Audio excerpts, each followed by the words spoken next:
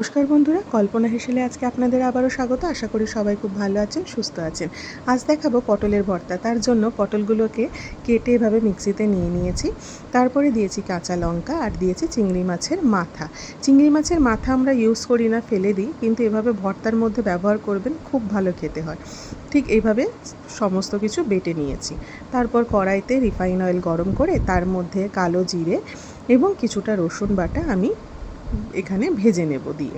এবার একটু ভালো করে ভাজা হয়ে গেলে আমি এখানে পটল চিংড়ির বাটাটা দিয়ে দেব। দিয়ে আবারও খুব ভালো করে অনেকক্ষণ ধরে একটু ভেজে নেব।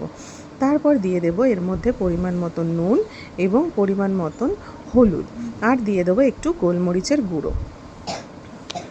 তারপর দিয়ে দেব এর মধ্যে চিনি পরিমাণ মতন চিনিটা আপনারা একটু এখানে দেবেন, তাহলে এই ভর্তার টেস্টটা আরও বেড়ে যাবে। এবার আমি এটাকে জল শুকানো না অবধি এটাকে সমানে খুন্তি দিয়ে নাড়িয়ে দেব, যাতে তলাতে লেগে না যায়।